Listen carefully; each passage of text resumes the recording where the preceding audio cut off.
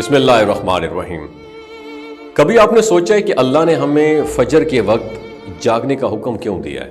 کیا یہ محض ایک عبادت ہے یا اس وقت میں کوئی ایسا راز چھپا ہوا ہے جو ہماری زندگی بدل سکتا ہے؟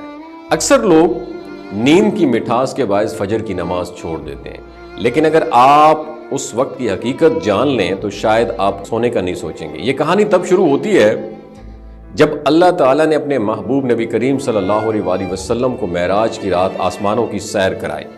وہ لمحہ جب زمین اور آسمان کے فاصلے مٹ گئے اور اللہ نے اپنے حبیب کو وہ انعام دیا جو کبھی کسی امت کو نہیں ملا، نماز۔ ابتدا میں 50 نمازیں فرض ہوئیں، لیکن حضرت موسیٰ علیہ السلام کے مشورے پر بار بار درخواست کی گئی، یہاں تک کہ 5 رہ گئیں، مگر اجر 50 کا ہی رکھا گیا۔ 5 نمازوں میں سب سے زیادہ آزمائش والی نماز فجر ہے۔ یہ وہ وقت ہے جب نیند سب سے گہری ہوتی ہے اور نفس ہمیں سونے کے بہانے دیتا ہے، لیکن یہی وہ وقت ہوتا ہے جب آسمان پر ایک حیرت انگیز منظر ہوتا ہے۔ فرشتے زمین پر لینڈ کر رہے ہوتے ہیں، نیکیوں کے دفتر کھل رہے ہوتے ہیں اور قسمت کی چابی گھمائی جا رہی ہوتی ہے۔ آپ نے کبھی غور کیا ہے کچھ لوگ ساری رات جاگ کر بھی تھکن کا شکار رہتے ہیں، جبکہ کچھ لوگ چند گھنٹے کی نیند کے باوجود دن بھر چاق و چوبند رہتے ہیں۔ یہ سب فجر کے راز کے کرشمے ہیں۔ دوستو، ایک مشہور قول ہے کہ don't go back to sleep, یعنی دوبارہ مت سو جانا۔ یہ الفاظ بس یوں ہی نہیں ریپیٹ کیے گئے، صبح کی ٹھنڈی ہوا میں ایک خاص راز چھپا ہوا ہوتا ہے، ایک میسج جو صرف وہی سنتے ہیں جو بیدار ہوتے ہیں۔ نبی کریم صلی اللہ علیہ وآلہ وسلم نے فرمایا، رات اور دن کے فرشتے فجر اور عصر کے وقت اپنی ڈیوٹیز تبدیل کرتے ہیں، یعنی کہ جب وہ اللہ کے حضور جاتے ہیں تو اللہ تعالیٰ پوچھتا ہے میرے بندے کو کس حال میں چھوڑا؟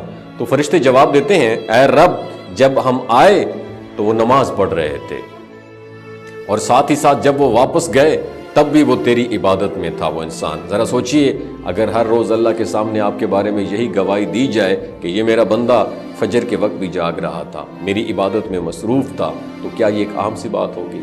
اگر آپ سائنسی پوائنٹ آف ویو سے دیکھیں تو فجر کے وقت زمین پر آکسیجن کی مقدار سب سے زیادہ ہوتی ہے، جو دن بھر توانائی دینے کے لیے بہت زیادہ ضروری ہے۔ جو لوگ اس وقت سو رہے ہوتے ہیں نا، وہ اس تازہ ہوا اور قدرتی انرجی سے محروم رہ جاتے ہیں اور دن بھر تھکن، سستی اور چڑچڑے پن کا شکار ہو جاتے ہیں۔ نبی کریم صلی اللہ علیہ وآلہ وسلم نے فرمایا، جو شخص فجر اور عصر کی نماز کا اہتمام کرے وہ جہنم میں داخل نہیں ہوگا۔ یہ فیصلہ اب آپ کے ہاتھ میں ہے کہ آپ سوتے رہیں گے اور اپنی قسمت کو بے بسی سے دیکھیں گے، یا پھر آپ بیدار ہو کے ان انعامات کو اپنے حق میں لکھوائیں گے۔